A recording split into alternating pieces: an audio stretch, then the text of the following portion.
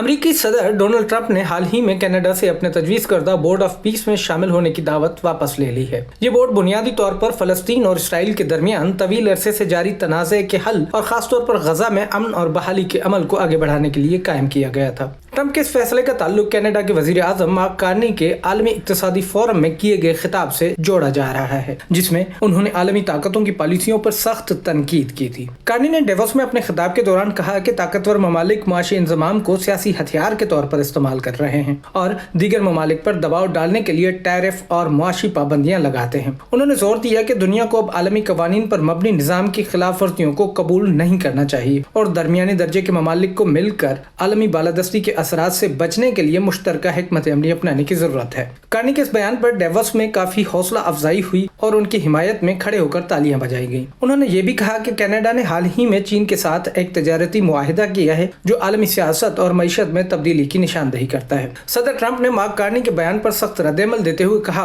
कि अगली बार जब आप ऐसे बयान दें तो याद रखें कि कनाडा अमेरिका की वजह से जिंदा है। उन्होंने डेवोस में खिताब करते हुए कहा कि कार्नी को अमेरिका की साबिका सखावत और मदद के लिए शुक्रगुजार होना चाहिए। दिलचस्प बात यह है कि सिर्फ एक हफ्ता कबल कार्नी की ऑफिशियल टीम ने तस्दीक की थी कि उन्हें बोर्ड ऑफ पीस में शामिल होने की दावत दी गई है और वो उसे कबूल करने के लिए तैयार हैं, लेकिन ट्रंप के ऐलान के बाद ये दावत सरकारी तौर पर वापस ले ली गई है। ट्रंप ने जिस दिन बोर्ड ऑफ पीस का रस्मी तौर पर कयाम किया उसी रोज कनाडा का दावतनामा वापस लिया। ट्रंप के कायम करदा बोर्ड ऑफ पीस का इब्तदाई मकसद गजा में जंगबंदी को मुस्तहकम करना था, ताहम अब इस बोर्ड का दायरा आलमी तनाज़ात तक बढ़ा दिया गया है। सदर ट्रंप के मुताबिक बोर्ड के हर मुस्तकिल रुकन को $1 अरब की माली शराकत फराहम करना होगी। स्विट्जरलैंड में खिताब के दौरान उन्होंने कहा कि जब बोर्ड मुकम्मल तौर पर फाल होगा तो उसके जरिए आलमी सतह पर बड़े फैसले किए जाएंगे और ये अक़वाम मुत्तहिदा के साथ मिलकर आलमी मामलात में किरदार अदा करेगा। अक़वाम मुत्तहिदा की सलामती कौंसिल ने भी इस बोर्ड के क़याम की हिमायत की है, जो ट्रंप के गजा अमन मंसूबे का हिस्सा है। इस बोर्ड में अब तक 19 ममालिक शमूलियत अख्तियार कर चुके हैं, जिनमें पाकिस्तान, कतर, सऊदी अरब, तुर्की, इंडोनेशिया, बहरीन, मिस्र, उर्दन, काज़ाकिस्तान, उज़्बेकिस्तान और मुत्तहिदा अरब अमारात शामिल हैं। इसके अलावा Argentina, Armenia, Azerbaijan, Belarus, Hungary, Kosovo, मराकश और वियतनाम ने भी शमूलियत का ऐलान किया है। इसराइली वज़ीर आज़म नेतन्याहू ने भी बोर्ड में शामिल होने पर रजामंदी जाहिर की है। इब्तदाई तौर पर बोर्ड का मकसद गजा की बहाली की निगरानी था, लेकिन इसके चार्टर में इसका दायरा आलमी सतह तक बढ़ा दिया गया है।